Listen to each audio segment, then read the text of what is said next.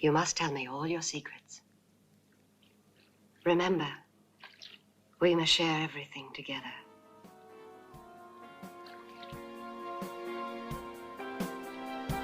Everything.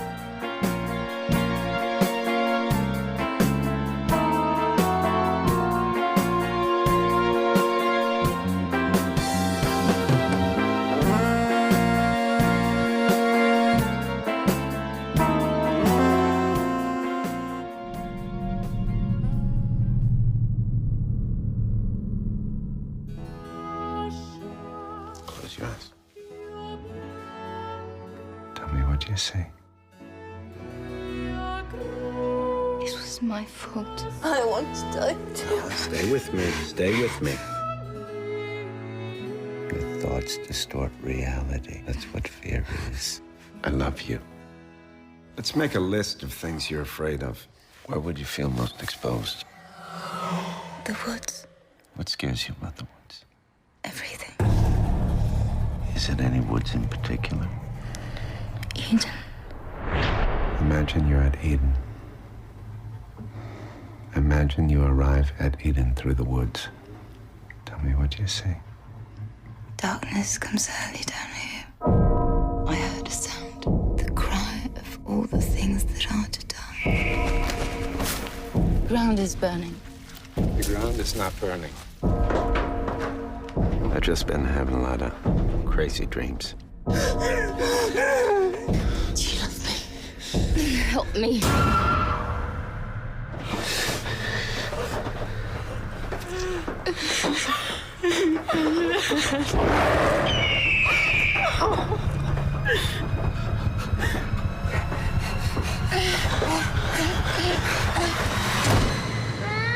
He said you wanted to help me! Where are you?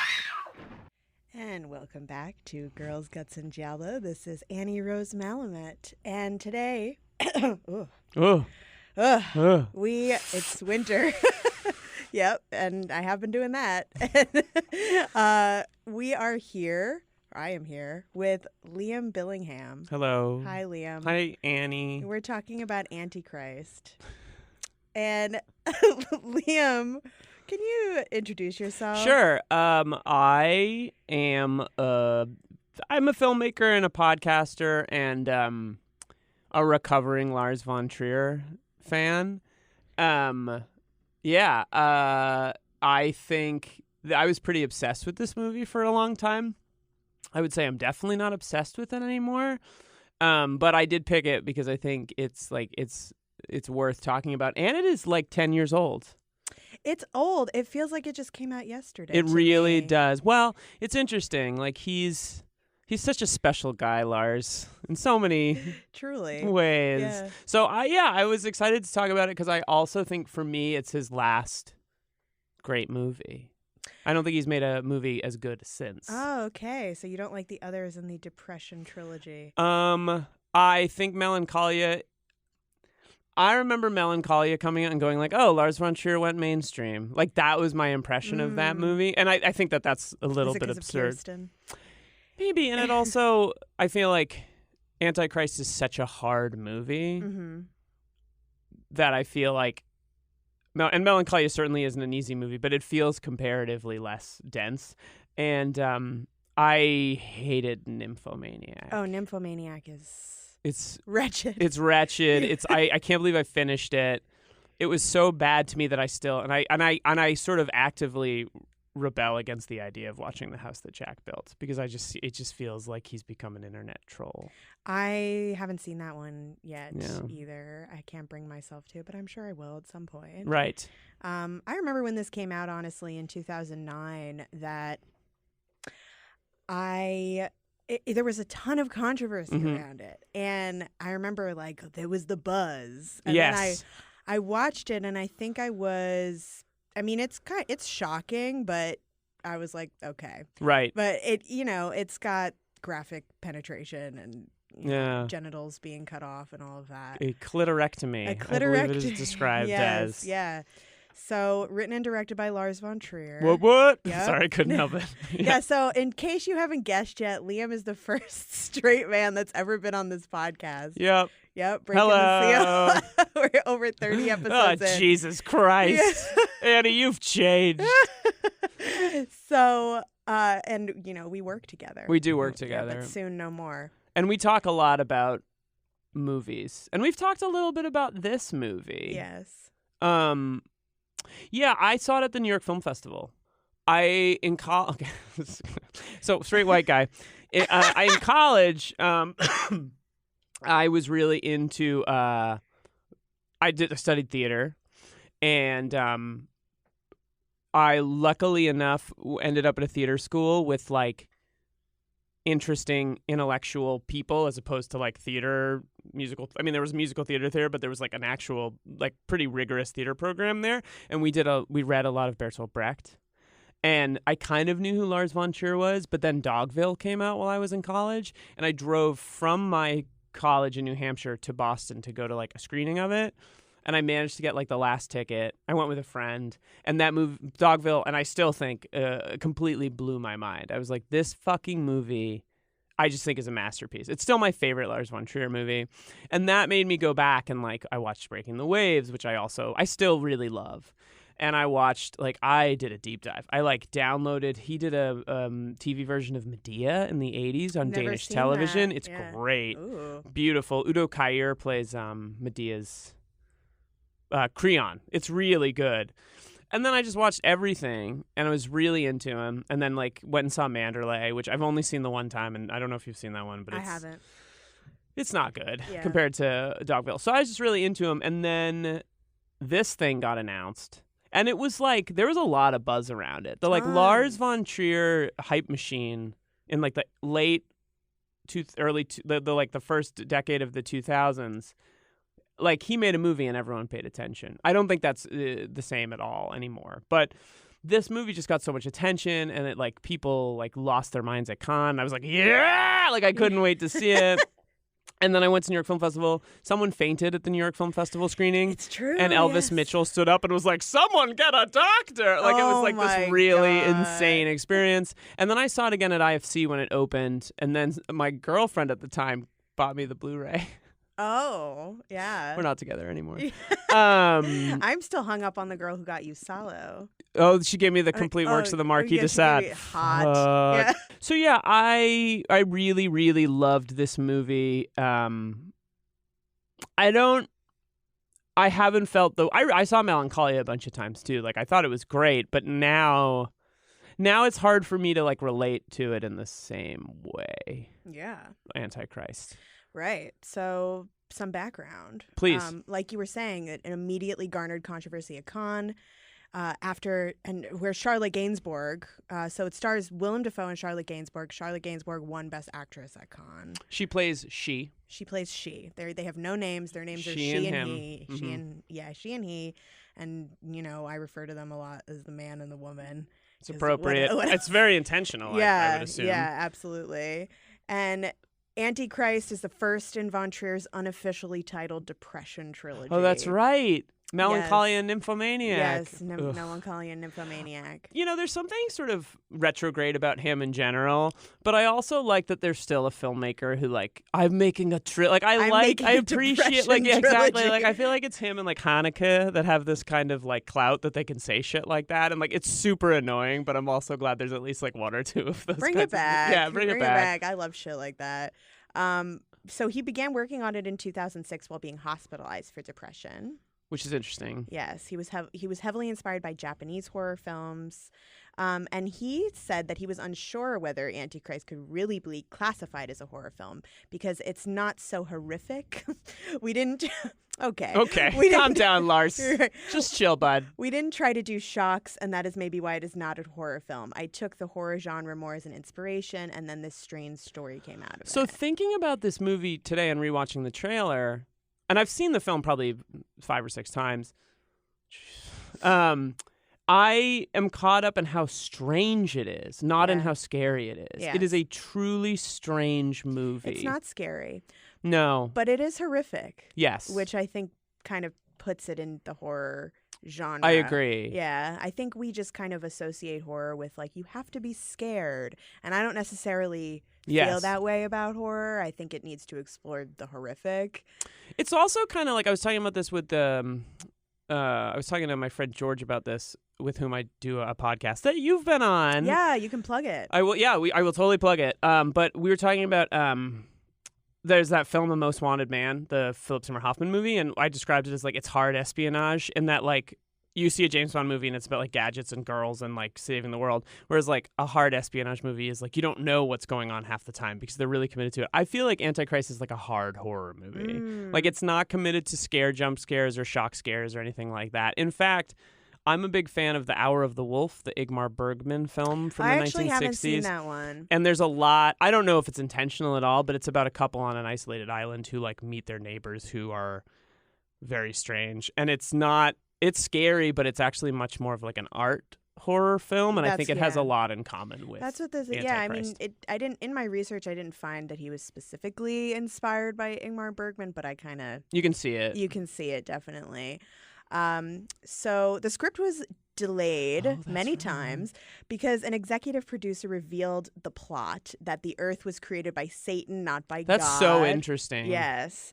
And Von Trier was so incensed by this that he delayed the shoot for rewrites, and then, he kind of reworked what the big reveal would be. And I guess what's the big reveal? How do you describe the big reveal in it? Oh, God.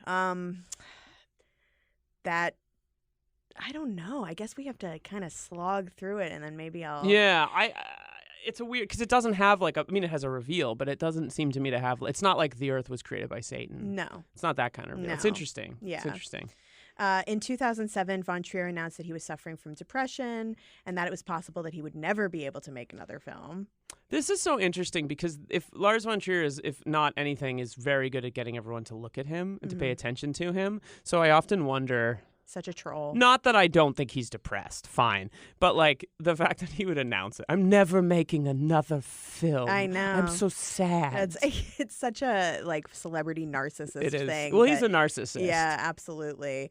To get in the right mood before filming started, Defoe and Gainsbourg were shown Andrei Tarkovsky's The Mirror, which I've never seen. I haven't either. I'd like to go back and watch it. I've seen a few of his films, but not that one. Well, the film is dedicated to Tarkovsky. It is. Yes. That's right. And Defoe also showed them his own films like The Idiots. Which is a great movie. Yes, love that one. Yeah, and Gainsbourg, The Night Porter. Have you seen The Night Porter? I have not, but I'm supposed to do it on the podcast. I hate that movie. I have to watch it. I remember watching it. It's his favorite film. It's Lars Von Trier's favorite film. I know because I'm a nerd. And I watched it and I was just like, this thing. Maybe it's just that it's aged and dated, and I watched it on like a Saturday morning. But I just was so like, so what? I don't know. It just didn't do it for me. But Charlotte Rampling. She's incredible in everything. Doing SM. Yep. Yeah, and The Night Porter. She studied Charlotte Rampling's acting in that. Defoe also met therapists working with cognitive behavioral therapy, as well as being present in actual sessions of exposure therapy and studying material on the topic. This was their second movie together, I think. And now they've worked together quite a bit. Gainsbourg and Lars Von Trier? No, Defoe. Because he was in Manderley. Defoe and Lars Von Trier. And then I think they've done a couple things together. Defoe's kind of now like does just Abel Ferrara movies and like other stuff. But like, yeah, I think this was their second. I think Defoe is a great Von Trier actor. Like he's great for a Von Trier. He's great in this. He's great in it. He really is. It's a weird part. Yes, it is. And he also thanks the therapists and researchers in the credits. And Von Trier was incredibly depressed during the filming, which took 40 days. Oh, my God. He couldn't operate the camera himself as he was used to doing, and this greatly upset him.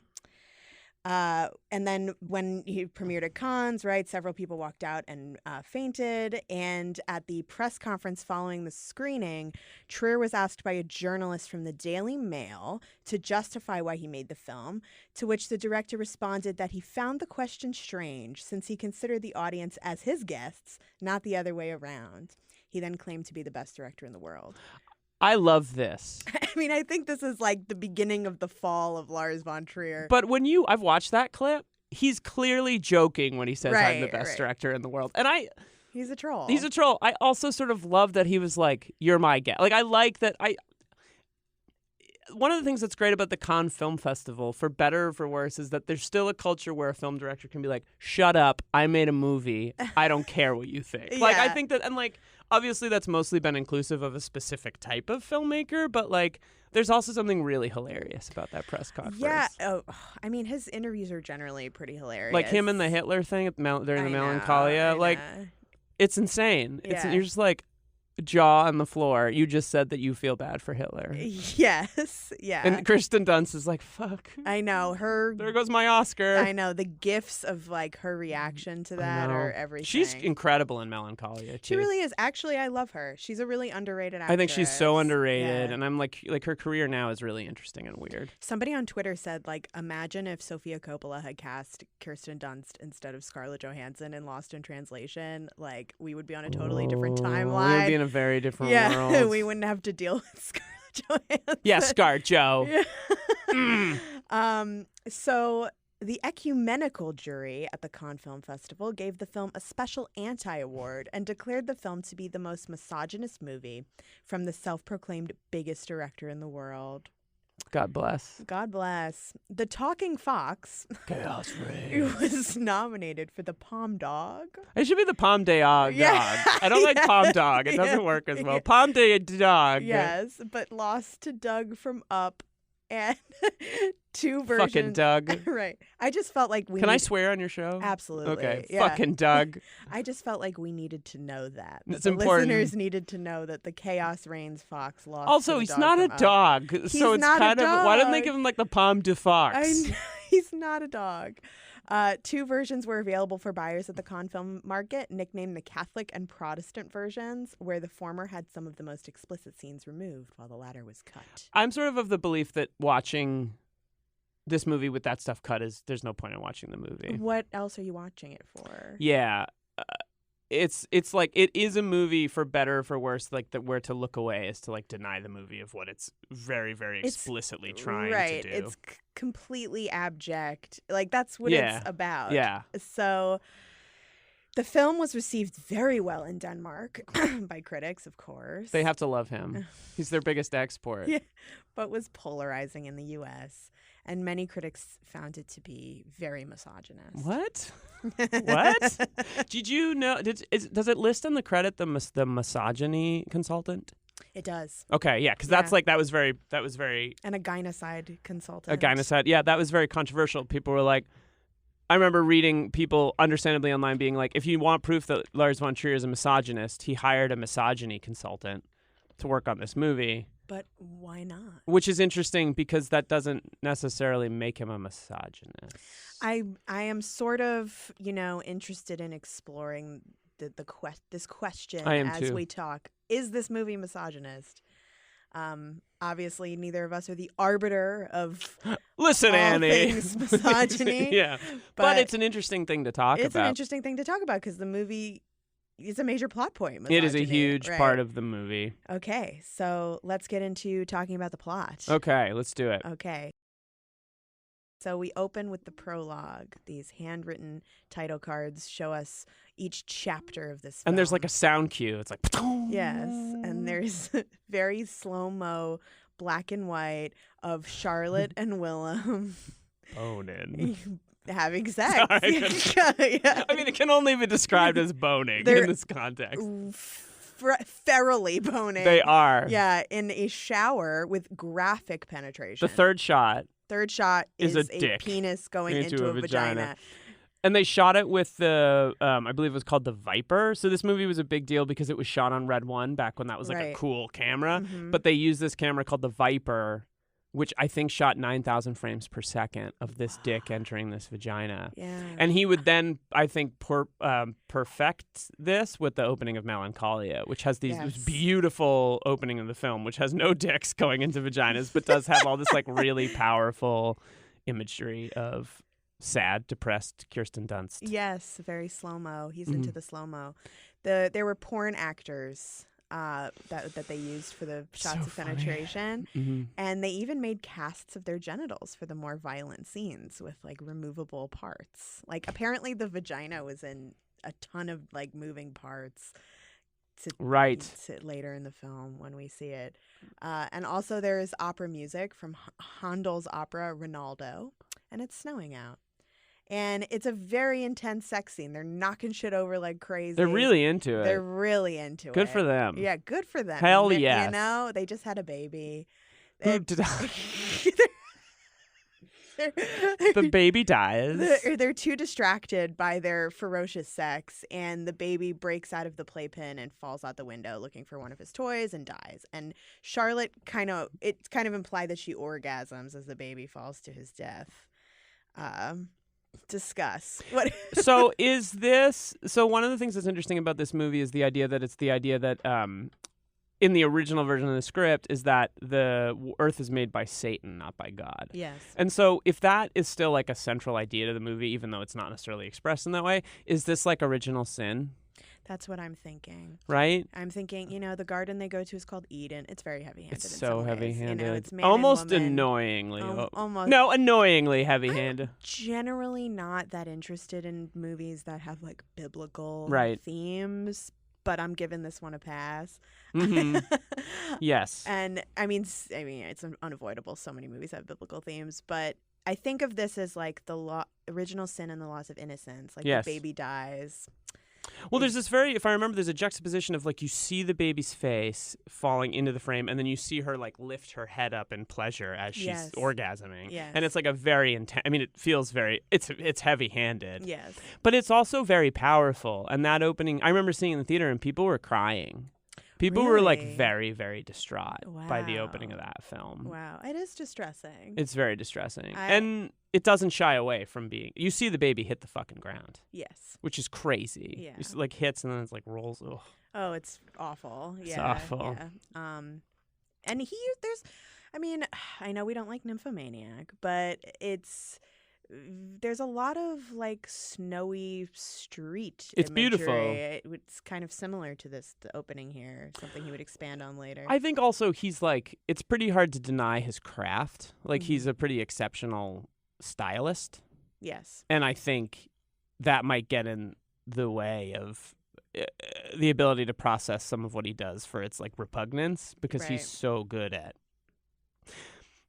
It's interesting because like I think a filmmaker that he gets compared to a lot is Haneke, but Haneke has like a much clearer sense of morality. Like his films, in some ways, I think people will argue that he's a moralist. Like he tells you, which most of the time I think is fine, because a lot of the time he's on the right side of these things. But Lars von Trier is not nearly as directly like, this is what you should take away from this. No, he's more of a troll. Yes. He's more like, I don't know what you should take away from this. Though I feel Dogville has like a pretty clear sense of like perspective, but this movie I think is a problem, because you're right, at the end of it you're like, what am I? You're right, what's the message here? People think the ending is like revenge, right, kind of thing. So anyway, chapter one, grief. The man is crying at his son's funeral, while the woman is kind of stone-faced and she faints and cannot process the immense grief.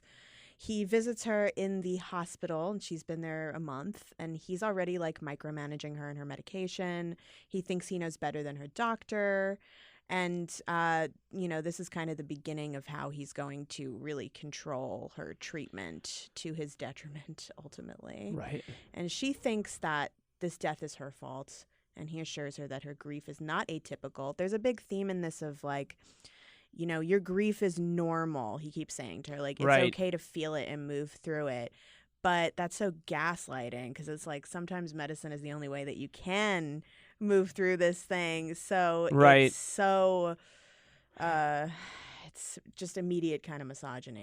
So this is one thing, and I know you have the note about talking about the bit that comes up, but I think that one thing that, like, again, we're not going to be able to say this film is I think this film is misogynist. But I think, at the risk of being overly simplistic about it, I definitely would have said in 2009, this film is not misogynist. Everything he's doing is very intentional. I don't feel that way anymore. What I feel now is like he's trolling. He also like it's almost not his decision whether the film is misogynist or not. Like I think that the problem is that people will always like, well, what did you intend to say? And it's like, at least to me, it doesn't matter. Right. What the film has the potential to say is misogynist. That being said, the character with whom you feel sympathy in the film, to me, is Charlotte Gainsbourg. Absolutely. And Willem Dafoe is a piece of He's shit a dick. through this entire movie. He's a dick, and I think you're supposed to see him as a dick. Yeah, right. And I think the great kind of troll of the movie is that you could read this as a very misogynist movie, or you could read it as a very empowering movie. I think that's kind of the greatness of it, and why it was so controversial. Yeah. So I think in these beginning scenes in the hospital, we're kind of seeing that this couple was joined together during their sexual connection physically and spiritually in the beginning, but they're now separate, completely separate agents. Yeah, it's interesting, yeah. Rent asunder. And Ooh, asunder. He wants her to leave the hospital because he doesn't think she's sick. She's just grieving. And he says, no therapist can know as much as I do about you.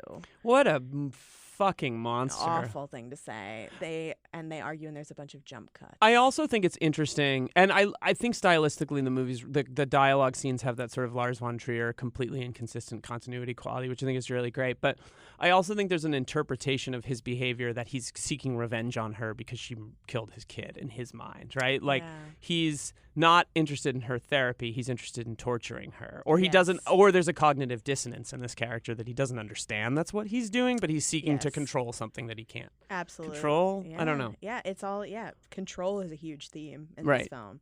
There's a very strange close-up, this is the first of many, of a plant in a glass vase by the bed. Right. Do you remember that? I do, yeah. When it zooms in and you hear the like... Yeah, what's up with that? I think... What do you think it is? I mean, I think it's alluding to, like, the chaotic nature of nature. Yes. Yeah, like we're kind of zooming in on this thing that we can't. You zoom in so much, you still can't see everything that's going on. I think that's true. I think that's a good point. I also think, like, and the movie's kind of coming back to me in ways, is that maybe the big reveal, I don't want to jump too far ahead, so stop me, is that one of the things that the movie is about is, like, nature is not forgiving. Right. Nature is brutal and doesn't care. Or not that it doesn't care, but nature will get what it needs to get. It's almost, it has things in common with that Mother film, the Aronofsky film from, I mean, I think it's a much more interesting movie than full Mother. Disclosure, I do not like. Yeah, and I don't really like it. I admire things about it, but I think as a movie it doesn't work so well. But I feel as though something that he's getting at with images like this is the idea of, and I think that this is a really interesting thing to talk about, is the idea that nature is, like, embodied by femininity, and femininity is a lot more, is not the typical image we hold of it, in the same way that we're like, oh, the mother needs to be upset, the mother needs to grieve. Like, there's just something perverse in the idea of, like, the core of everything is polluted, and he associates nature with women, which is, like, such a time-honored way for people to think about that kind of stuff, like Mother Nature and all that stuff. Right, and it's chaos. And, right. You know, it's like this benevolent kind of misogyny of, like, it's natural, which is also, like, very stifling. Yes. To people. And there's, she's very stifled in this movie in a lot of ways. And she expresses her, like, herself through violence, which at the end feels quite necessary for her literally is necessary for her survival. Right. So back at their sterile apartment, the woman is meanwhile is flushing her pills down the toilet. She sobs. The man comforts her. This is like a pattern that's going to be over and over in the movie. He tells her there's no way around feeling this grief. This is when she kind of starts to talk back at him and says that he's always been distant around her and their son. I never interested in you till now that I'm your patient. She's so good in this movie. She really is. It's an amazing performance. It's an amazing performance because it just feels very, I don't know, Charlotte Gainsbourg is very idiosyncratic. She doesn't read as an actress. Like, she doesn't read as an actress with a capital A. And I just think it's really good. I also think your use of sterile to describe their apartment is really interesting because this movie takes place in the Pacific Northwest. Seattle. Right. He's never been to the United States. He won't come here. He won't fly. He's scared of flying. I didn't know that. Won't fly. Travels to Cannes via a motorhome thing every year for the festival that he's there. And he has this Dogville is about America. It's like very on point about America, but it's interesting that his modern representation of America is this like sterile, woodsy, weird. I don't know. It's just very interesting to me. I mean, the Pacific Northwest is a very, America has so many different Yeah. landscapes, but it's one of the ones that you think of, when you think of the woods in the U.S. Right. And the woods is terrifying. Yes. In this movie, they shot it in France or It looks Denmark. like the Pacific Northwest. It does. Yeah. And the imagery is beautiful. The way they sort of enhance it. And, yeah. So he says that he was distant because he thought that she wanted to be alone and write her thesis at Eden, which I guess is like their cabin in the woods somewhere in the Pacific Northwest. They're kind of generic white people. Yeah, they are. Like he's a doctor and she's like a vague student, academic. My thesis. I'm writing my thesis. And I feel like he might be, again, I think a lot of what he does is very self-aware. Mm-hmm. And I think that part of it might be him being like, it might be a little bit of a comment on. I think so. Yeah. I mean, especially because they live in Seattle. I mean, it just Right. seems, they're very metropolitan kind of city. And he's Danish, so he's like the whitest of white people. Yeah. So it's interesting. Like I never think about his work as his films have like racial undertones and like really problematic, especially in like Nymphomaniac and Manderley. But the sort of satire, there's some comedy to this movie, and one bit of comedy might be like, I'm an academic. I'm writing about the history of misogyny or whatever it is. Which is just such an enormous, we'll get to it. Yeah. We'll get to it. Yeah. So the woman says that the project lost meaning for her while she was at Eden and that it was glib, just like the man said it was. And he denies that he ever said it was glib. And then they kiss. Creepy. There's a creepy shot of the woods with like a dark rumbling sound, which I kind of interpret as like primal nature waking up. That makes sense. And the woman has nightmares. The man comforts her again, and the man kind of gaslights her into thinking she's having intense anxiety. This part's a lot. Right, but she keeps insisting that it's more than that. I mean, she's kind of warning him that she's dangerous to be around. She keeps saying.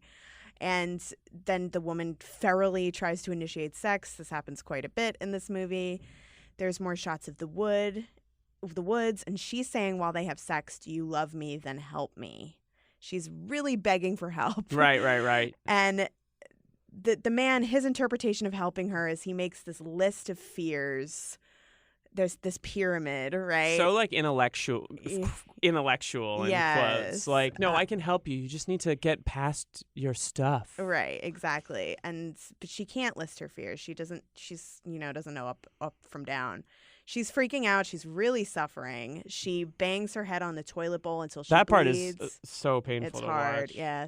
The man stops her and drags her into bed where they then have frantic sex again. It's all so inappropriate, like he's supposedly trying to be her therapist. They're having... I mean, you definitely shouldn't fuck your therapist. Yeah, you shouldn't be married to your therapist. Do you think therapist. that's the big reveal in this movie? Don't bang your therapist? Yeah, it's just all so toxic. And the man, she's warning him that she's dangerous. Like her grief is manifesting as really raw sexuality, which is common. Right. So, this is also a movie about grief in a lot of ways. And this chapter is about grief. Yes. And to his credit, he doesn't... At no point in the film do I feel like he diminishes her feelings or the way she is. Like, No. I think his point of view is much more objectively, like, this woman is reaching out for something, and this, like, shitty guy that she's married to, like, can't function as, like, a helpful he's person. intellectualizing something that cannot be intellectualized. Right. Which is a huge theme in the movie. She says that he asks her what is the place that scares her the most, and she says the woods, and he's surprised because she always liked the woods at Eden. And then she tries to initiate sex again. They wrestle kind of playfully. She bites him. Yes, but that's right. But before that, it's very realistic and sweet, kind of. Yes, there's actually a nice little moment here where they're kind of flirting, and it's cute. And it's very, how you are in a domestic setting with a partner in a situation. I feel like Defoe's physical comedy is very good. Like he does, like, you bit me. Like, he kind of looks at her. Yeah. She bites him and he bleeds. Major foreshadowing. So their sex in this movie is also occasionally quite sexy. Oh, absolutely. When it's not like the beginning is straight up hot. It's really hot, and Yeah. she's hot. He's hot.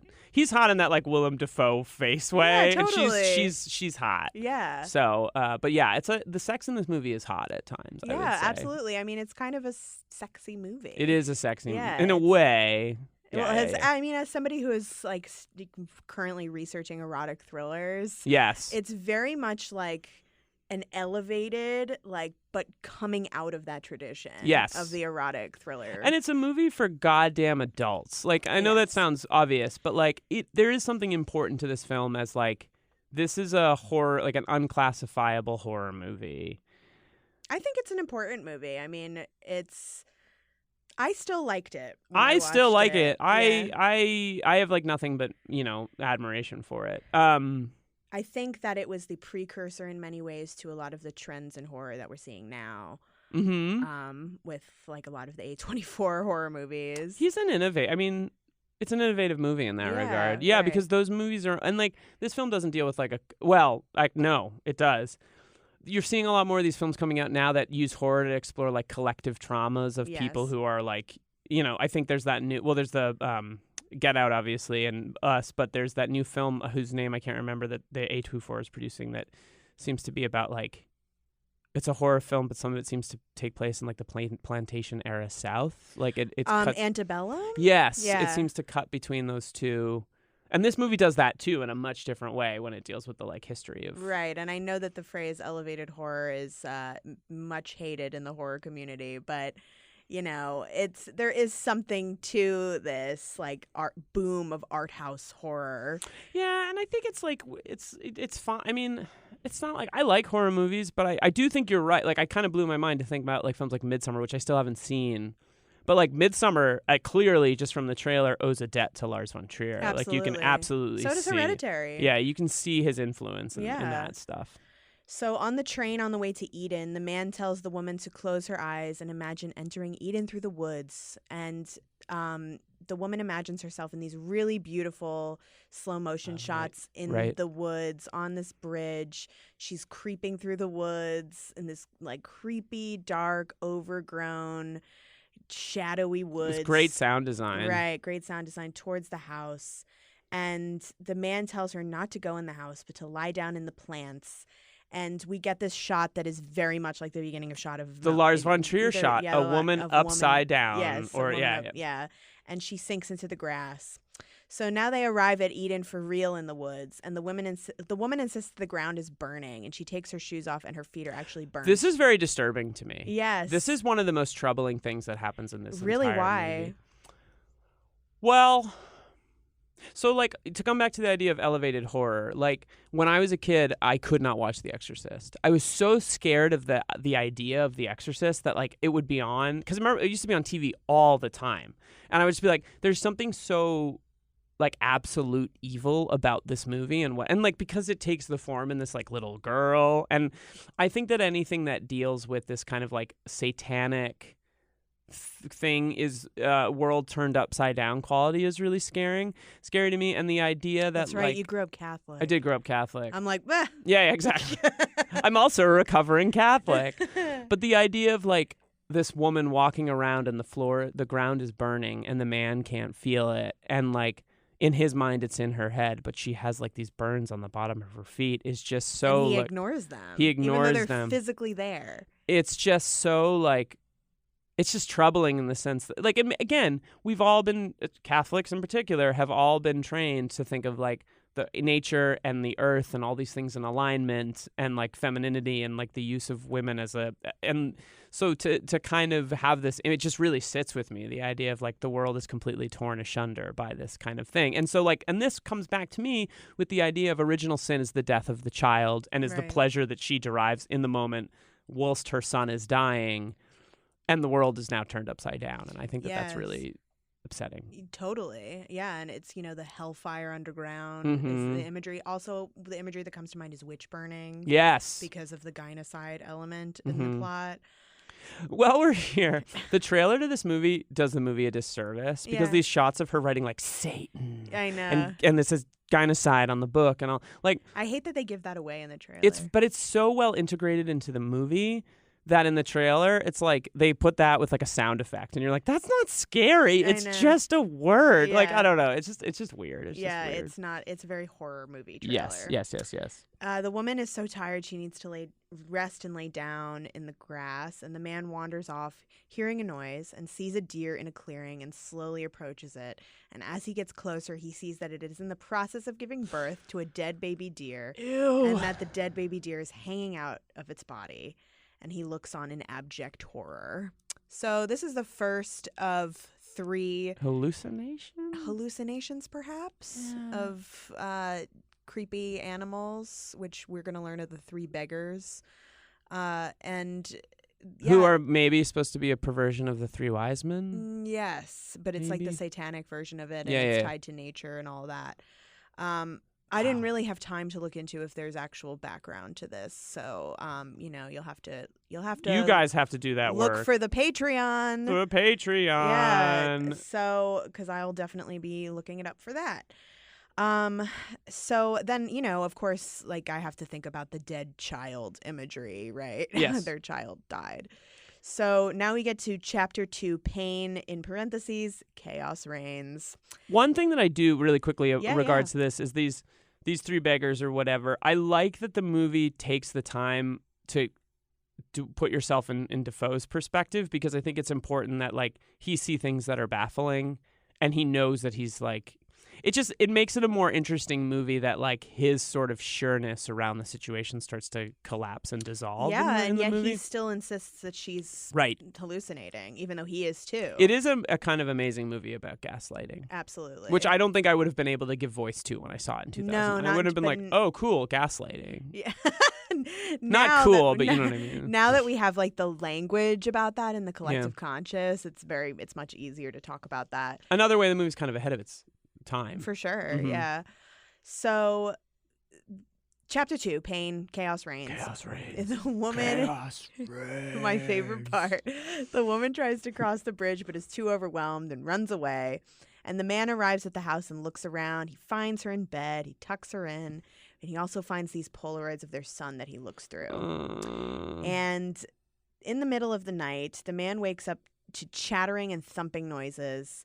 And the woman says it's these acorns falling on the house, which right. will be a theme. That's right. The man wakes up in the morning and his hand is somehow like hanging out of a window that's next to the bed. And what is on his hand? They look like mollusks or something. Yeah, there's like little mollusks, or I thought it was like moss or something, but he's like ripping them off. Well, the forest is eventually going to consume this guy, Yes, right? yes. In the form of women at the end, or whatever Yes. that happens to be. Like, yeah, so it's maybe it's a foreshadowing of that. I always found this image very weird. Yes. I was like, huh, Yeah. okay. All Well, right. I think it's kind of showing that like, she is close to nature. Right. And he is, it's so much so that it's making her sick almost. Yes. And It's interesting. He is consumed by, Right. like, he doesn't really understand what he's dealing with. He makes the woman do an exercise where she has to like walk into the woods. I didn't really get it. He like makes her stand on a rock and then like Right. get off the rock, and Is it because she's like scared of the woods and he's trying to like it's exposure therapy. Exposure therapy, Yeah, right. She's really, she's can't even step foot in the woods. A dead baby bird falls from a tree. There's a close-up shot of it being devoured by ants, and then a hawk grabs it and eats it. that part's fucked up? It's fucked up, yeah. So there's just like a lot of fucked up nature stuff Yep. going on. A lot of fucked up nature stuff in Yeah. this one. Yep. She discusses how the last time she was at Eden to write, it was different. She heard a sound. And then we see this flashback of her working on her thesis. And this is when we learn what her thesis was, because she's cutting out an image, which is a woodcut of witches, and placing it in a notebook that's called Gynocide. So her thesis is on gynocide, which is the genocide of women, at least the genocide of women with vaginas. So Right. I had never heard the term gynocide before this I hadn't- movie. me neither. I don't know if it's actually a thing. I don't know if it is either. I think this is a good moment to talk about what I feel like, maybe it's too early for this, but you can tell me, which is the reveal in this film, which is that she becomes convinced that women are evil. Yeah. and that she's torturing her son by making him wear the wrong shoes, and like. So the thesis of the movie seems to be that she becomes convinced of her own research. Yes. Wow. I know. It's just kind of. I mean, but in a way, I don't know if Lars Von Trier was thinking of this, but internalized misogyny is a bitch. So it's a bitch, folks. I think that's also kind of smart. I think it's smart too. Yeah. So the reason I want to bring it up now is because I think it changes the way you talk. Not that you talk about things, but it gives you an insight into like what's complicated about this movie. And I think your point is interesting because like if this is a movie about depression, which is such an interesting, it's not about depression. I mean, it's about a depressed person, but it's like the culture that creates that to some extent. And like Lars Von Trier is always like, I always relate to the women in my films, but I'm afraid I'm the man. Because all of his movies are about shitty man. All the men in his movies are terrible. Well, yeah, it's interesting that the way that he relates to women is through what he perceives to be their deep capacity for depression. And suffering. And in the case of something like Breaking the Waves, martyrdom. Yes. Whatever it might be. Yeah. This is kind of this idea of like, is this film is misogynist? I don't know what your thoughts are, but like, it's very intentional. Yes. It's self-awarely misogynist. Which is really complicated. It's complicated, yeah. Like, imagine the think pieces about this movie if it came out now. Oh, maybe I'll write one. You should. Yeah. Well, I just think that, like, when people say it's again, and you can watch it and not condone it, but when people go, like, well, it's a misogynist, it's like, yes, it is. Yeah, but that doesn't necessarily make it bad. No. I don't know. It's I think that if you walk out of the movie, if your takeaway, it's like people who watch, it's like, what's the effect that it has, right? I don't think anyone's watching the movie and being like, dude, we gotta kill women. I think they're walking out of the movie, like, it's like people who saw Fight Club and were like, wow, Fight Clubs are cool. Like, you literally miss the point of Fight Club. I don't think that, like, this film is necessarily gonna add to the dialogue in the pro-misogyny category, if that makes sense. No, I don't think so either. I don't think it's pro-misogyny. Right. I think it's like about it is misogynist, and it's about how he knows how disgusting that is in a way, almost. Like, yet he can't help himself. Right, exactly. Which is maybe what a form of depression, maybe a thing about depression in terms of like, I mean, that's actually a good point. Yeah. I know that I'm wrong. I know that what I think, but I can't help myself. He's clearly someone that cannot help themselves. Right. I mean, oof. Yeah. And that's that's a sign of depression. That totally is. Mm-hmm. Yeah. So much going on here. In the flashback, she is also distracted by this baby crying, and she runs into the woods. It's very disturbing. Yes, looking for her son, and she runs back to the house, and she finds Nick, their baby, content and playing in the shed. But the crying doesn't cease. So it was like these phantom cries. And that shed it's interesting foreshadowing, because that's where the shit hits the fan. That's where things and keep the happening. dicks bleed. Yeah, that's where things keep happening, is this creepy shed. Yeah. And the man gaslights her again, basically saying she was hearing things and that she's panicking, that wasn't real, that she imagined that. Even though he knows that he's also seeing things. Right. And she attacks him, and he wrestles her to the ground. She accuses him of being arrogant. And then she says something like, "This may not last." Ever thought of that? Yeah, it's a really chilling moment. Yeah. She's really chilling at moments in this film. Yeah. I think that's something that this film gets right, is the male tendency to try to rationalize, and the ever-present cultural weight of, like, women are more emotional than men. Like, the idea that, like, well, yeah, you're just more emotional than I am. Like, everything's fine. Right, Stop. when he clearly hasn't moved through this grief in a healthy way either. No, yeah, that yeah. he thinks he has. He's in denial. Right. Much, much more deeply. And she keeps saying very cryptic things that he just keeps ignoring. Right. Right. Which is bizarre. So in bed that night, she talks about how the last time she was there, she imagined that the acorns were crying, the acorns that are hitting the house. It's a very sad image. Yeah, like it's the sky crying or something. And he belittles her. And he says that's a nice idea if it were a children's book. And I was like, why can't she talk about anything? I was so mad. Yeah. I think that one of the things that's interesting is like she's clearly whatever it is. Like there's this correlation between her and the planet and the nature. Yeah. And she's like tapped into something through her grief because she's actually dealing with her grief. Right. And he can't. And he can, and he thinks that her dealing with her grief is like unhealthy almost, or like, well, he keeps saying you have to move through it. And she is, though. Right. But that's the thing is, like... Do you think this movie is, like, anti-therapy or has anti-therapeutic tendencies? Because... I think so. I think that considering that he was going through a lot of this at the time that he was making it, I think it's probably a commentary on, like, the ineptitude, ultimately, of therapy, of... You know, because this is very much based on CBT, cock and ball torture. No, cognitive behavioral therapy, but also cock and ball torture. That's fair. Yeah, and that is kind of like the modality that CBT therapists use. Is like we have to move through this thing, and we have to like talk about it rationally. Can I make a big reach? Yeah. So. Therapy as like a form is like so strongly associated with people like Freud and other thinkers. Who's referenced in the movie. And like Freud as this kind, and like all these sort of intellectuals that wrote about like, you know, things related to like how we process and how we deal with things. But ultimately like therapy is there to like excavate trauma and help you like live your life in a more like in the broadest of senses. Right. And so he's using this tool invented by like this white European man to like counteract like what he views as the irrationality of his wife, who's actually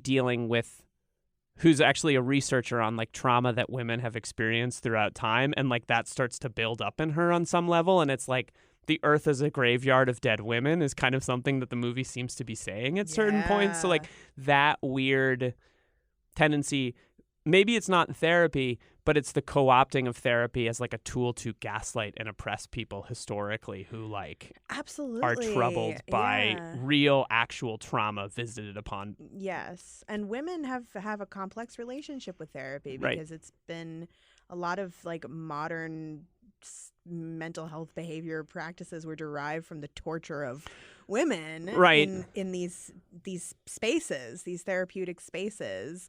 And it's kind of, I mean, I kind of think of the yellow wallpaper also. Yes. Like he's forcing her to be in this space where she experienced this trauma, which is not necessarily the best idea. I also think if you've ever been to like a doctor's appointment with a woman, as a guy having been in the spaces, my wife and people I know talk to me all the time, but like, well, no one took it seriously because I would be like, oh, I'm dealing with this, and like male doctors or whoever would be like, nah, you're probably fine. Yeah, it's probably in your head, which is what he's kind of saying in this whole movie. It's like this shit's in your head, and she's like, no, it's in the earth. I feel it. Yes. And he's like, nah, it's cool. You're fine. And then she cuts his dick off. So like. Yep. It's like I don't know, historical revenge visited upon like the representation of like male bullshit. I mean, a male therapist is kind of the ultimate representation of male bullshit in a lot of ways. And he's so good. Defoe is so good in it because he's so just like, he locates a person in the character, but he's also just good at being like, no, you're wrong. Yeah. And you're like, fuck he's like, you. That's a nice idea if it were a children's book. It's very like... You should play him in the inevitable remake. Oh, absolutely. Of course, I could see Hollywood being like, Antichrist, but gender reversal. What? You missed the point of this movie. Antichrist, but 2 women. Ooh. Yeah, it's, what's it called? It's Persona. Persona. A movie I would love to talk about. I love Persona. I love Persona. It's one of my favorites. It is the sexiest movie ever made. Yes. It is like so sexy. An Antichrist with 2 women would be like Persona if Persona met What Keeps You Alive. Have you seen that? I actually haven't. That's I should watch one. it. The scene in Persona when B.B. Anderson is talking about that boy she meets on the pier. You're just like, oh my god, like, whew, is this? I know. Is it hot you guys here? okay? Yeah. Should we take a break? Yeah. And you like, woof. Yep, that's a hot scene. It's a hot scene. It It's really a hot is. movie. Yeah, it's very saphic. It is very saphic. Yeah. So the next morning, Charlotte Gainsbourg. She She is oddly cheery. and she says to him, "I love you, darling." But then he mentions his dreams, and she kind of spits his rhetoric back at him, saying his dreams have no place in modern psychology. So she's like deceptively cheery. Yes. She takes him on a frolic through the woods, I'm insisting good now. she's good. Yeah, I'm good now. Good. Charlotte Because- Gainsbourg's weird British accent. Yes, It's yeah. so yeah. I love her voice. It's great. Yeah. Have you listened to her music? Yes. I love her music. Yeah. Yep, and her song with Serge Gainsbourg. Oh yes. Lemon Incest. I forgot about that. Yep. Yeah. Jesus. And now she's cured because she can frolic through the woods peacefully, but he's skeptical. She walks away, leaving him alone in the brush. Right. And he spots some movement among the leaves, walks towards it, reaches for this dead fox that he sees that now springs to life and begins eating itself. And it says, Chaos reign. yes. Fade to black. So this to me is always, it's just about the reversal, whereas maybe she's dealt with some stuff. The grief's over. We're in chapter 2, which is Chaos Reigns. Is it that she's embraced this kind of like, yeah, nothing has any meaning and it's all crazy. I'm fine. And he's like, fuck, I don't know what to do. I don't know. It's interesting. It's so weird. I mean, it's kind of like I don't know. I kind of saw it as her trying to like almost placate him and like yes. get out of this situation in some I can see that ways. too. Yeah. No, definitely. Sure. Yeah, and he kind of sensed that. And the fox was like a harbinger of like, oh, it ain't over. It ain't, and it sure ain't. Yeah. Chapter 3. Chapter 3, despair, gynocide.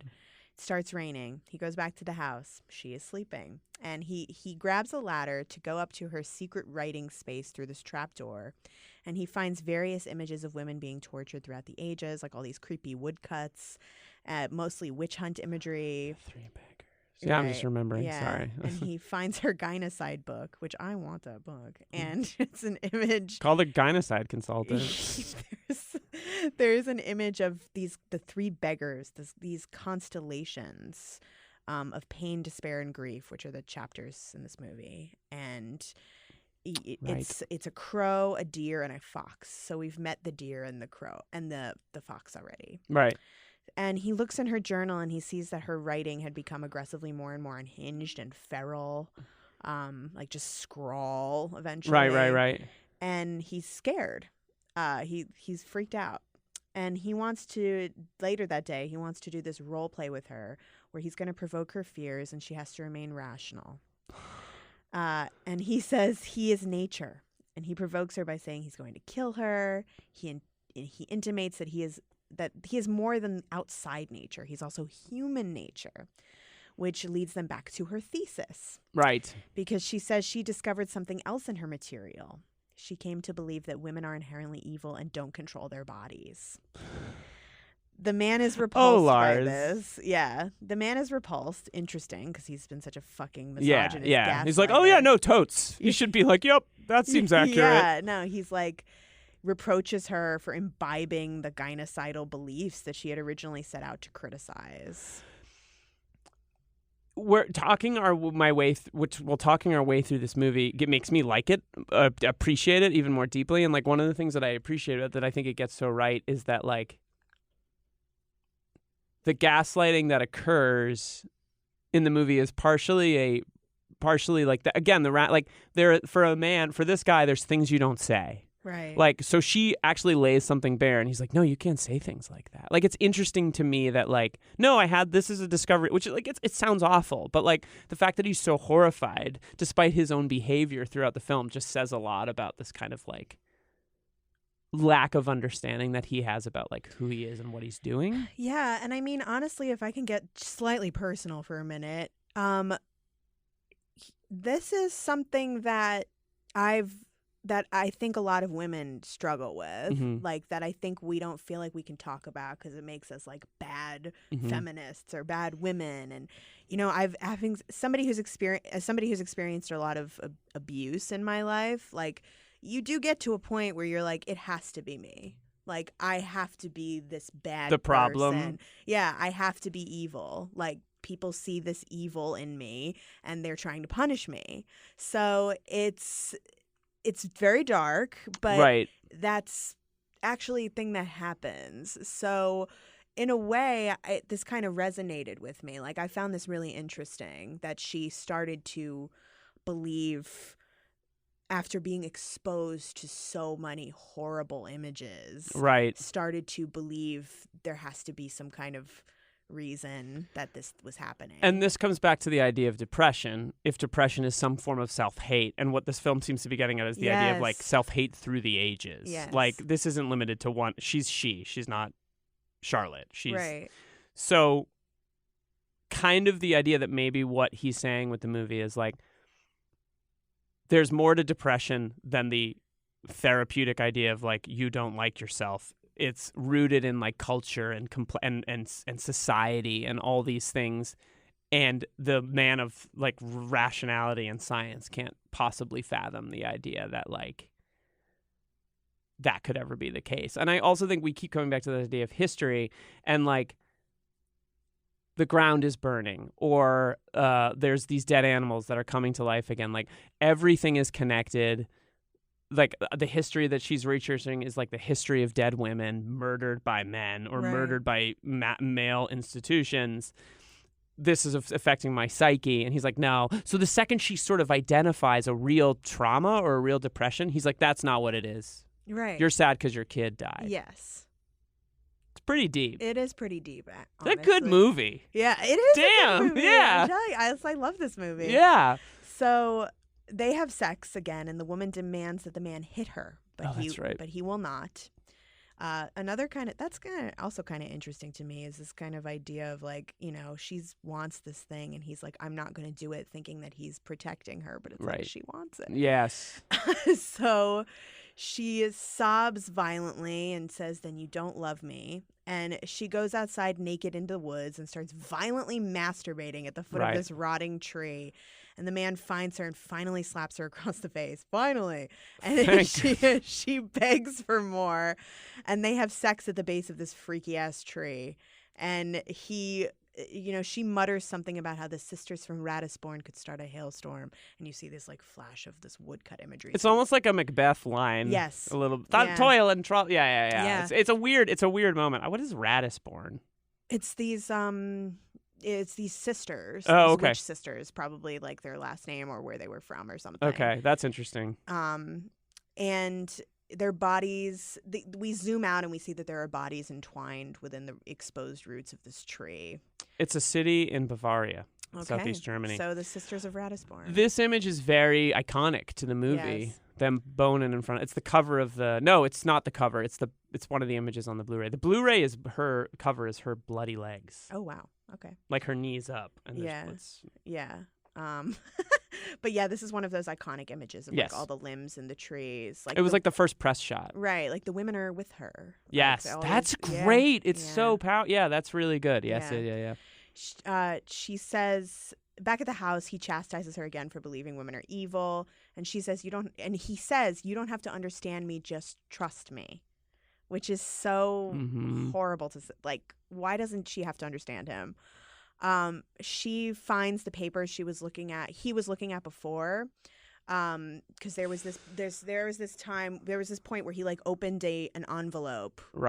Right. And I feel like we completely forgot to talk about the acorn images that are where they're hitting his head. Yes. He opens the envelope and he gets this image of the acorns hitting his head. That's right. Yeah. It's kind of a powerful image, but it doesn't. Yeah, it's not as in the same way that the other ones are. Yeah. This part of the movie really messes me up. With the feet? Yes. Yeah. So it's the papers are this autopsy report of their son, and he says there's no cause for alarm, but that there was this odd note about a slight deformity in the bones of his feet. And this part is very disturbing because it's very like subtly disturbing, where he shows her a Polaroid of Nick with his shoes on the wrong feet and asks her about it. And he goes out into the shed and he looks at all the other Polaroids, and all of them, the shoes are on the wrong feet. And we see this image of her, this flashback of her with her son, and she's forcing his shoes on the wrong feet as he cries. It's really upsetting. So I don't know, what do you make of that? Like, it's supposed to confirm. I mean, she kind of started to believe she was evil, and then she just started torturing her son. So is it that she's evil, or is it a subtle act of revenge on the male? And on the sun. And on the sun. Yeah, I mean, I think so too. I mean, I think in a way this movie kind of also deals with postpartum depression. You know, and it both embraces and goes against the idea of the mother as like the all natural caregiver. Which is kind of great. Yeah. Because you never get that in culture. Yeah. Especially not like, I mean, it's an interesting take. Yes. And I mean, I think I think it's like a subtle active, and it's also like it being the feet is also interesting because, you know, you really disable someone that way by taking away their ability to walk properly. I also think in the Bible, there's the mention of Mary cleaning Jesus' feet before, after he comes off the crucifix. It's like very specific, I think. Or there's always references to Mary cleaning Jesus' feet their feet being cleaned. Yes, I mean, again, if this is an inversion of that. An inversion of that, absolutely, yeah. So let's just get to the end of this thing. Yeah, God, these next few minutes are harrowing. Yeah. So he's like disturbed, right? And he takes out that pyramid. Yes. And writes "me" at the top and says to himself, herself. That's what she's afraid of. And she attacks him from behind, accusing him of leaving her. They wrestle to the ground and they start to have violent sex.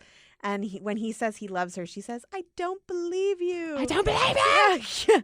And she's amazing in this part of the movie. It's completely unhinged. It's so unhinged. She hits him in the head with a large piece of wood. He goes unconscious, and he's still erect. And I think his balls get knocked off. Oh, okay. I think she literally knocks his balls off because then he masturbates blood. Not that that's scientifically accurate, but I've always been like, oh, she just knocked his balls off. Okay, yeah. So that was unclear to me, but she masturbates him with a dick that you see on screen that then spurts blood and onto her shirt. Very very much an inversion of like the eroticism of the beginning scene. And she drills a hole in his leg and like bolts this grindstone through the wound and then tosses the wrench that she used to do that underneath the cabin.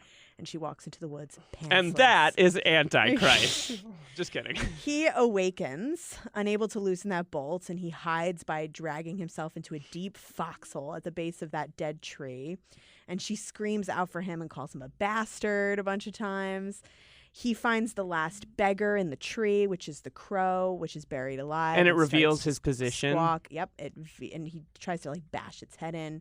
He reveals where he is, and she attacks him again and like buries him mostly alive in the tree with a shovel.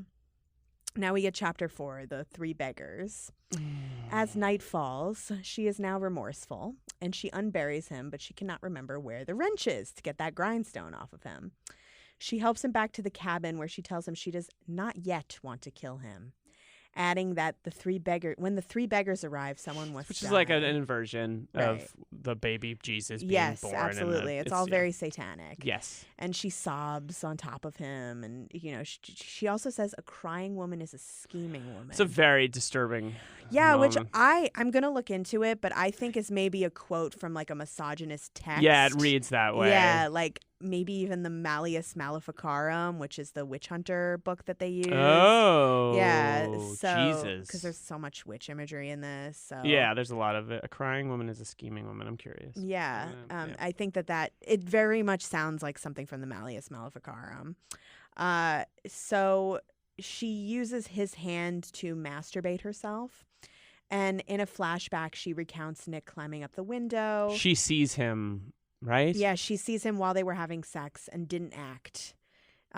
Thus, you know, displaying her perceived essential evil. It's like an original sin thing. Yeah, I mean, do you think that is a false memory that she's having? Because in the beginning, we don't see her recognize him falling out the window. Like, do we see her? She's trying to find justifications for her inherent evil. Oh, that could be. Also, I think what's interesting about what you're suggesting there is the idea that, like, she feels responsible. Yeah. And... yeah, I mean, I guess I haven't thought about it. I think the sort of the less interesting thing is that it's an absolute image of what actually happened, because I think that that's less interesting. But I like how it plays with her.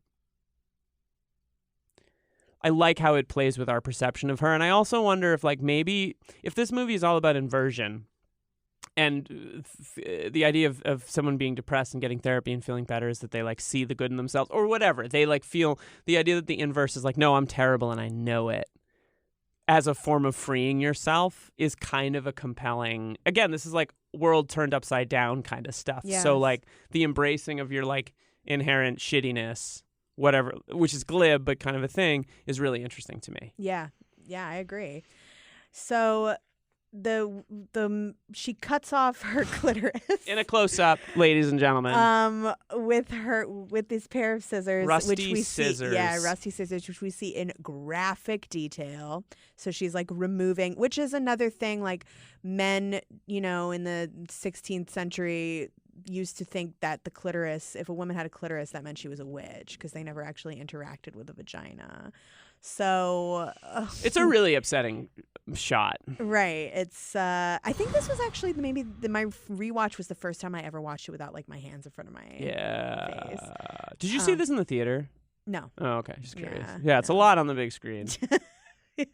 Giant false vagina clitorectomy. And the man looks out the window and he sees the three beggars constellation. He says there is no such constellation, which I found interesting. Yes.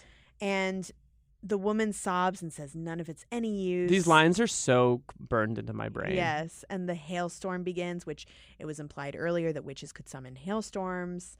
And they're visited by the crow, the deer, and the fox who come into the house. And they kind of sit near the woman. Yes. And it's a great image. yes. And the man breaks through the floorboards and finds the wrench under the house. Right. She tries to attack him with scissors, but he manages to unbolt the grindstone. And finally free, he viciously attacks her and strangles her to death. It's the most difficult, most violent part of the movie by like leaps and which bounds. is like, and it's not the most graphic, Yes. but it's the most violent and disturbing. And then he burns her on a funeral pyre, kind of like a witch. Oh yeah. Yeah. Oh yeah. Oh, I remember even seeing it. I was like, oh, this is clear. This is clearly like, yeah, this guy. Yeah. Witch imagery, meant a lot of witch stuff in this and then movie. the women dead naked. Yes, I Yeah, forgot the there's- dead naked women. Yeah, there's this image of like hundreds of dead naked women at the base of the rotting tree. Which kind of comes back to the idea of like the earth is littered with dead women or dead people or it's just and it's specifically women. Yeah. And now we get the epilogue, and we're back to that black and white slow motion. Yeah. With that aria playing like in the beginning of the film. And he limps from the cabin eating wild berries in a feral manner. And we see like the three diaphanous beggars looking on. They're like transparent, translucent now. And reaching the top of the hill under a brilliant light, he sees hundreds of women in like old-timey clothing coming towards him, their faces blurred. This is why I feel like the end of this movie is about like this motherfucker's gonna get it. Yeah. I feel like he gets murdered by these women at the end of the movie. Yeah. I don't know, some closing thoughts. Like there's a lot going on here with the ending. Like the violence I find so essential to it. Yeah, I agree. And yeah, I mean, a lot of people when this came out were like, "Oh, it's just shocking for the sake of being shocking," No. which I don't agree with at all. I think it's very much like a huge part of the big reveal of this movie. And I mean, she mutilates both of their genitals. So, yeah, I think, thinking about it now, I think I don't necessarily, again, it's not up to Lars Von Trier to tell us how we're supposed to take this film. But I think it is again, he's a troll. He's been accused of being a misogynist. So he's like, okay, let's get at the core of what misogyny might mean, right? And so to make a movie about a woman who becomes so convinced of her own inherent evilness because of hundreds and thousands of years of violence preyed upon women by men is a pretty provocative take on misogyny, in the sense that like maybe is the movie saying that maybe misogyny isn't a woman. Maybe the movie is saying that misogyny is not a woman's issue; it's a man's issue put upon women. Like in the sense that like this hatred that women have for themselves is because of what's been done to them historically. Yes, that's how I read it. I think, right? Yeah, that is how I read it. I think there are elements of it. I don't know. I think when people saw it, they were like, "Oh my God, this movie is about how women are inherently evil." And I'm like, but he gets attacked at the end. Like, they Yes. take revenge on him. And every instinct you have in the movie, if you're a normal person, is to sympathize with her. Yes. You just don't He's watch not a them. sympathetic character. You don't watch the movie and go like, this guy is great. No. You watch the movie and go like, why the fuck can't you just listen to your wife? Right. And I think that comes back to the idea of like all men, we've all been trained and bought into the logic of like not the logic, but the thinking like we're the logical ones. Like it's a classic example of like a man being like, you're fine, stop. Right. Stop, you're fine, shut up. It's Right, fine. Everything's fine. exactly. Yeah. And meanwhile he's seeing shit. And he's like, no, that's real. It's fine. Everything's fine. But she is in tune with it. Right. And accepts it. And she's powerful. Yes. So in a way, is it like she's brave because she can deal with? What I mean when I say that is like, not that it's that like she has gone through some things that he's never going to let himself do that, and she becomes this powerful figure, and she knows like, in a weird way, like I have to destroy this guy.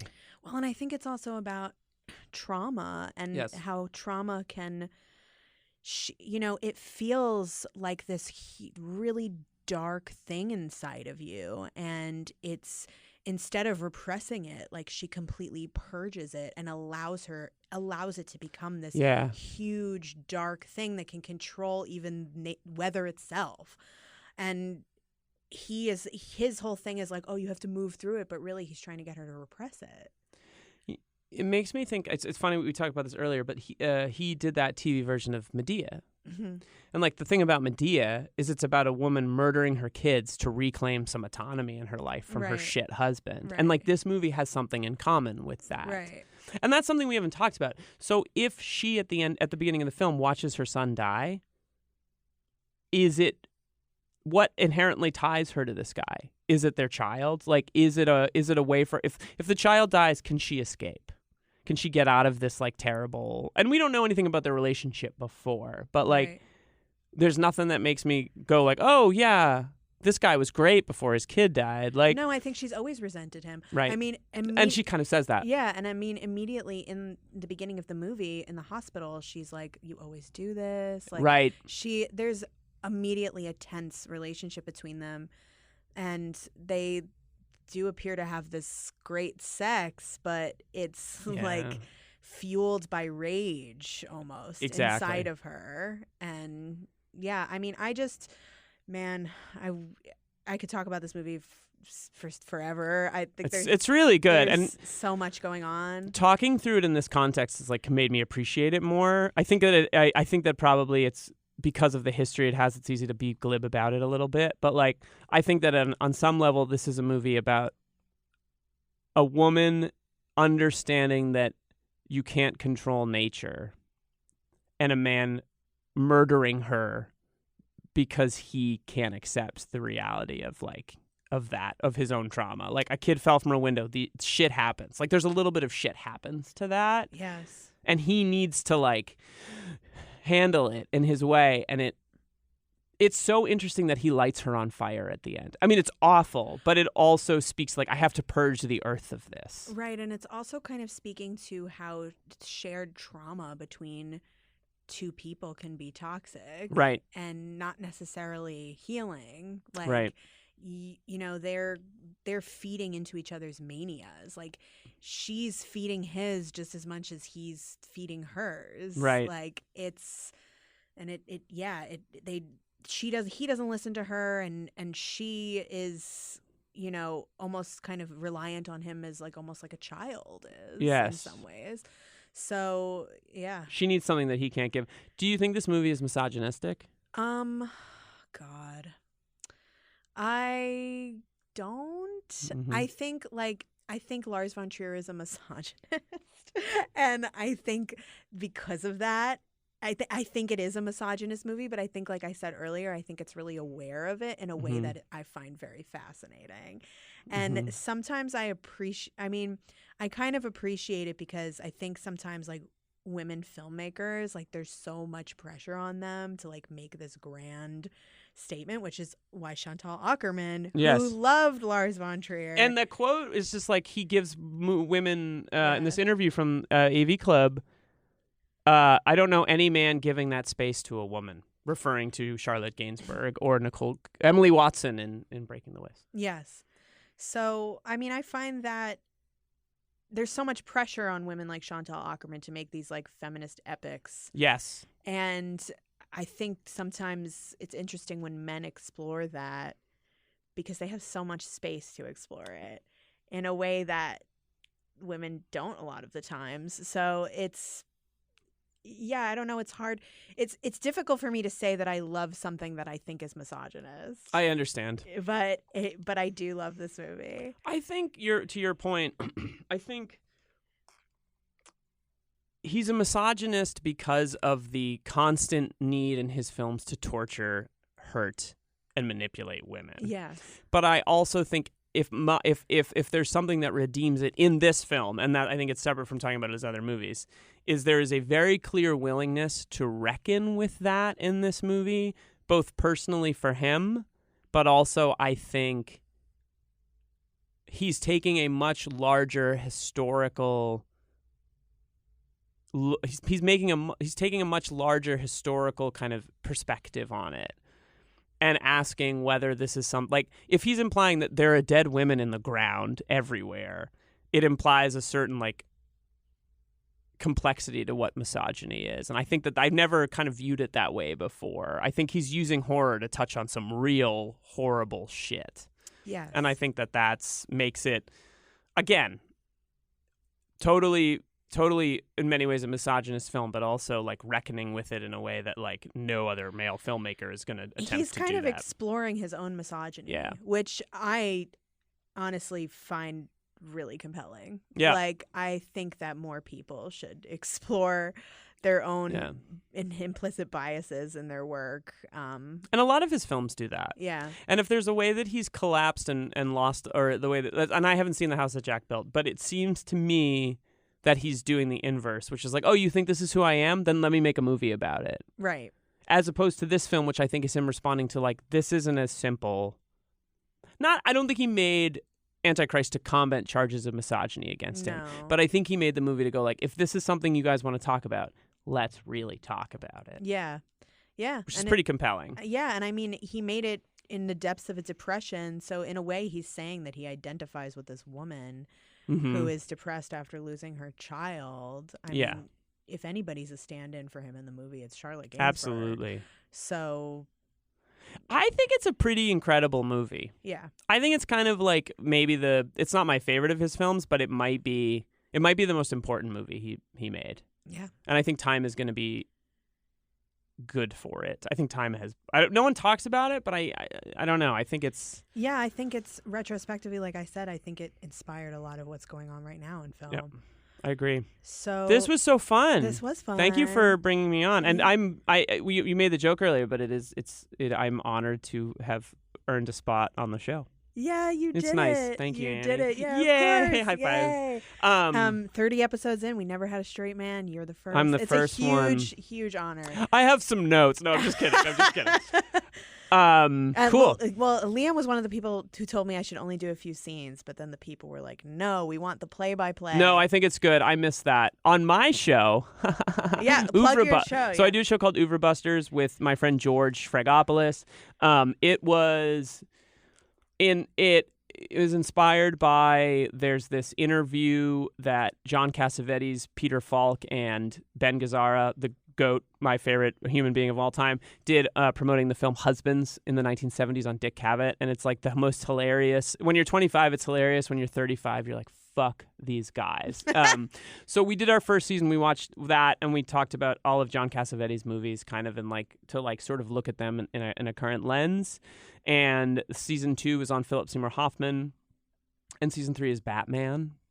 Interesting. Well, I also want to say this movie kind of relates to your podcast in a way, because I think your greater project is really kind of dissecting masculinity. Yes. And representations of masculinity, and I find that really interesting. Thank you. I mean, I would like to say that has been a big part of it, because I think we, especially with John Cassavetes, we wanted to go. A big influence on the show is Mark Pagan's podcast, Other Men Need Help, which is an entirely different format. It's a doc narrative storytelling thing. But I think we are trying to look at like the way that, yeah, like who Philip Seymour Hoffman was as an actor and as a person, and then like how we're supposed to interpret these kind of legends, these masculine legends of movie making or whatever. But we do it. It's a goofy show. We goof off a lot, and yeah, it's fun. And season 3 starts soon.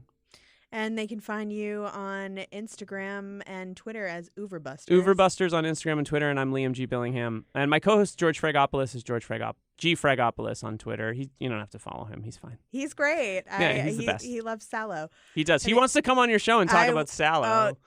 Come on, but Dad. I told him we already did. No, Sallow, that's right. But we can do something. He is else. obsessed with Pier Paolo Pasolini. And is writing poems about him. Amazing. So maybe you should have George. Maybe we could do Akatone. Oh. All right. This was great. Thank you, Annie. Thank you. You know where to find me. Girls Guts Giallo, Twitter, Instagram. Sign up for my Give Patreon. Annie your money. Patreon.com/girlsgutsgiallo. See you next time. Bye.